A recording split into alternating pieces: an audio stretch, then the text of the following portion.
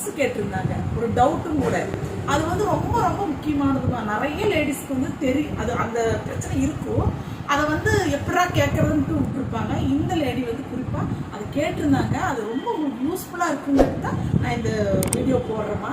இப்போ பார்த்தீங்கன்னா நிறைய பேர்த்துக்கு பார்த்தீங்கன்னா வீட்டில் தைச்சு கொடுத்துருப்பாங்க, கடையிலேயே தைச்சு கொடுத்துருப்பாங்க. ஒரு சிலர் வந்து வீட்டில் தைக்கிற சகோதரருக்கு இந்த பிரச்சனை வரும், எனக்குமே இந்த பிரச்சனை வரும். இப்போ பார்த்தீங்கன்னா நம்ம ஊருக்கு எல்லாத்துக்குமே தைச்சு கொடுப்போம். நம்ம வீட்டில் நம்ம அம்மாவுக்கோ நம்ம மாமியாருக்கோ சூட் ஆகாது. ஆனால் நம்ம வெளியில இருக்கிறவங்களுக்கு தைச்சு கொடுத்து பணம் சம்பாதிச்சுட்டு இருக்கோம், அவங்க கட்டையில நல்ல நல்ல பேர் வாங்குவோம். ஆனால் முக்கியமான 2 பேர், ஒரு பெண்ணுக்கு வந்து ரொம்ப முக்கியமானவங்கன்னா அம்மா ஒன்றும் மாமியார் ஒன்று, 2 பேருமே ரொம்ப முக்கியம், 2 கண்ணுவா. ஓகேங்களா? அதுல யாரோ ஒருத்தருக்கு சூட் ஆகலினாலுமே நமக்கு வந்து நம்மளை பத்தின நம்மளே ஒரு தாழ்வு மனப்பான்மை, நம்ம நல்ல டெய்லர் இல்லையோ அப்படிங்கிற ஒரு ஃபீலிங் வரும், எல்லாத்துக்குமே வரும். எனக்குமே பல தடவை வந்துருக்குது. எனக்கு மாமியார் தைச்சு கொடுத்துருக்கு வாய்ப்பு கிடைச்சது இல்லை, ஒரு 1-2 ப்ளவுஸ் தைச்சு கொடுத்துருக்கு வாய்ப்பு கிடைச்சது. ஆனால் ஒரு நல்லா இருந்து தான் சொல்லியிருக்கிறாங்க. எங்கள் அம்மாவுக்கு நான் தைக்கிற போது எங்கள் அம்மாவுக்கு இன்ன வரைக்குமே நான் தைக்கிற ப்ளவுஸ் சூட் ஆகாது. நான் ஊருக்கு எத்தனையோ பேருக்கு முகூர்த்த ப்ளவுஸ்லேருந்து எதுவுமே ட்ரையல் பார்க்காம உடனே கொண்டு வந்து கொடுப்பாங்க, உடனே ஆரி போடுவோம், உடனே தைச்சு கொடுப்பேன். அடுத்து அவங்க வளகாப்பு ப்ளவுஸ் கொண்டு வந்து கொடுப்பாங்க. அந்த அளவு நான் நல்ல பேர் வாங்கிட்டு இருக்கிறேன். இப்போ ஊர் உலகத்துக்கான நல்ல பேர் வாங்குறேன். ஏன்னா இன்னொருமா முக்கியமாக பார்த்தீங்கன்னா நிறைய டெய்லருக்கு பார்த்தீங்கன்னா எல்லாத்துக்குமே தைச்சு கொடுப்பாங்க. அவங்க ஓன் ப்ளவுஸை அவங்களுக்கு தைச்சா ஃபினிஷிங் வராது. அது உங்களுக்கு தெரியுமா? நிறைய டெய்லர் வந்து எங்கிட்ட எம்ப்ராய்டிங் வரும்போது அவங்க சொல்ல நான் கேள்விப்பட்டிருக்கிறேன். நான் வந்து ஊருக்கெல்லாம் தைச்சு கொடுப்பேன். நான் வந்து இன்னொரு டெய்லர் கிட்ட கொடுப்பது யாருக்கும் தெரியாமல் தைச்சு கொடுக்க சொல்லி அந்த டெய்லர் கிட்ட வாங்கி போடுவேன்னு சொல்லுவாங்க. அது உண்மையா பொய்யான்னு தெரியல. ஆனால் சொல்லியிருக்கிறாங்க, 2-3 பேரெல்லாம் எனக்கு சொல்லியிருக்கிறாங்க.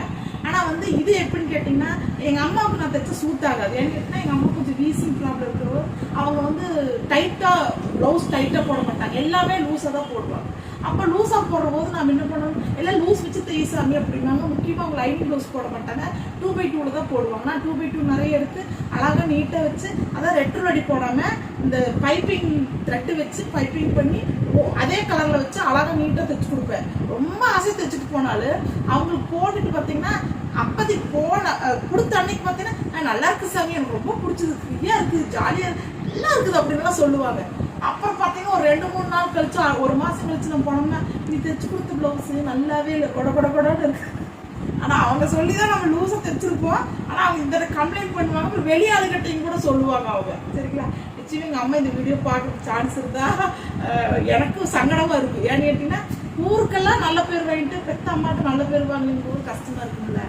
அது வந்து அப்போ நான் என்ன பண்ணிட்டேன், இனிமேல் நான் தைச்சு கொடுக்க மாட்டேங்கிற மாதிரி ஆயிடுச்சு. நீ நான் தைச்சு கொடுக்கறது இல்லை, இப்போ எங்கள் அம்மா தைச்சு கொடுக்கறது இல்லை. ஏன்னு கேட்டிங்கன்னா அது நம்ம எவ்வளோதான் நான் ட்ரை பண்ணி தைச்சு கொடுத்தாலும் அது கரெக்டாக ஆகாது. ஓகேங்களா? அவங்க வெளியே ஆளுகிட்ட தான் தைச்சு போட்டுருக்குறாங்க.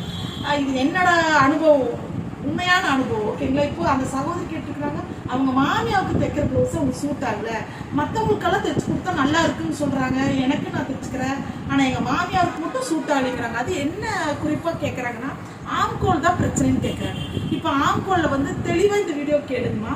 இப்போ ஒரு சில லேடிஸ் என்ற உடம்பை வச்சு சொல்கிறேன். இப்போ எனக்கு பார்த்தீங்கன்னா கையை குண்டு, உடம்பு குண்டு. இப்போ கையை உடம்பு நான் நேராக அடிச்சு நேராக வரும். ஏன்னு கேட்டால் 2மே ஃபேட்டு. ஓகேங்களா? இப்போ பார்த்தீங்கன்னா நிறைய பெண்களுக்கு பார்த்தீங்கன்னா கை ரொம்ப ஒல்லியாக இருக்குமா, ரொம்ப குட்டியாக இருக்கும். ஆனால் உடம்பு இந்த கையிலேருந்து இந்த பக்கம் கொஞ்சம் ஃபேட்டாக நல்லா பாடியோடு இருப்பாங்க. அவங்களுக்கு வந்து நேரடி அடித்தா சூட் ஆகுமா? ஆகாது. ஆனால் நேரடி தான் அடிக்கணும், ரவுண்ட் அடி அடிக்கக்கூடாது. ஓகேங்களா? அப்போ அடிக்கிற போது கை பக்கம் குட்டியாக வந்துட்டு உடம்பு பக்கம் லைட்டு இப்படி வந்துட்டு இப்படி போகும். அது தப்பாகுமானா தப்பாகாது. ஏன்னு கேட்டினா அவங்க கை குட்டி, உடம்பு கொஞ்சம் ஃபேட்டு, அப்போ அது கரெக்டாக பிக்கும். ஓகேங்களா? அதனால அந்த சகோதரி வந்து இந்த டவுட் தான் கேட்டிருந்தாங்க. ஒரு சிலர் கை நல்லா குண்டா இருக்குமோ, உடம்பு ரொம்ப அமைப்பாக கரெக்டாக நேராக இருக்கும். அப்போ என்ன பண்ணணும், கை கொஞ்சம் ஃபேட்டாக கொண்டு போய் உடம்பு கொண்டு சின்னதாக கொண்டு போகும். ஓகேங்களா? இப்போ இது தப்பு வருது அப்படின்னாங்க. அப்புறம் இன்னொன்று வந்து அவங்க கையோட ஆம்கோலம் கரெக்டாக நம்ம வைக்கணுமா, இல்லை 1/4 இன்ச் 1/2 இன்ச் தாத்தி வைக்கணுமான்னு கேட்டிருந்தோம். இப்போ பொதுவாகவே 7.5 இன்ச் அப்படின்னு வச்சுக்கோங்களேன். கையோட ஆம்கோலோட கை சுற்றளவு ஒரு பக்கம் சுற்றளவு வந்து 7.5 இன்ச் இருக்குன்னா கரெக்டாக 7.5 இன்ச் தான் அளக்கணும். 7.25 7.75 அளக்கக்கூடாது. அந்த முக்கால் கால் அப்படிங்கிற போது கம்மியாக பிடிச்சிங்கன்னா இந்த இடத்துல உங்களுக்கு இழுத்து பிடிக்கும், ஜாஸ்தியாக பிடிச்சிங்கன்னா இந்த இடத்துல நல்லா சுருக்கு வரும். ஜாஸ்தியாக பிடிக்கும் போது இந்த இடத்துல கொடன்னு வரும், பின்னாடி சுருக்கு வரும். அந்த சுருக்குக்கு அதான் காரணம். கரெக்டாக பிடிங்க. அதே மாதிரி 1/2 இன்ச்சு விட்டுருக்குறீங்கன்னா அந்த 1/2 இன்ச் தான் பிடிக்கும். ஜாஸ்தியாக பிடிச்சிங்கன்னா இந்த இடத்துல இருந்து இங்கே கோடு மாதிரி வரும், இழுத்து பிடிச்ச மாதிரி ஒரு கோடு மாதிரி வரும், அந்த ப்ராப்ளம் வரும். அதனால அப்படியெல்லாம் பிடிக்காதீங்க, கரெக்டாக அளவு வச்சு பிடிங்க. அப்புறம் இன்னொரு என்னோட பர்சனல் டிப்ஸ் ஒன்று சொல்கிறேன்னா, அந்த சகோதரிக்கு சொல்கிறேன். இப்போ உங்கள் மாமியாவுக்கு சூட் ஆகலைன்னா எத்தனை ப்ளவுஸ் வச்சுன்னு தெரியல, இனி கடைசியாக ஒரே ஒரு ப்ளவுஸ் அவங்க கிட்ட கேட்டு வாங்கி தெரியும். அதுலேயும் சூட் ஆகலை உங்களுக்கு அப்படின்னா தயவு செய்து அவங்க கிட்ட நீங்கள் சொல்லிடுங்க.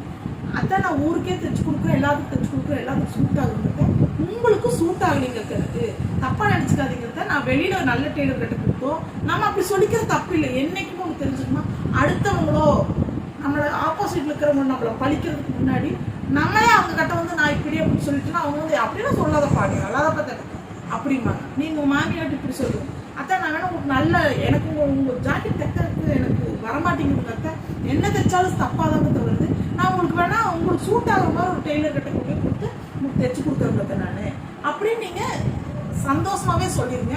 அவங்க அதை ஏற்றுக்குவாங்க தாராளமா, சரிங்களா? ஏன்னா என்னைக்குமே நம்ம தப்பை நம்ம உணர்ந்தோம்னா அடுத்தவங்களுக்கு வந்து அது ஒரு தப்பாவே தெரியாது. ஒன்றும் பிரச்சனை இல்லை, ஒரு விஷயமா அப்படிம்பாங்க. அதே நம்ம நான் வைக்கிறது கரெக்டு, அதுவும் உங்க உடம்பு தான் தெரியல அப்படிங்க கூடாது, சரிங்களா?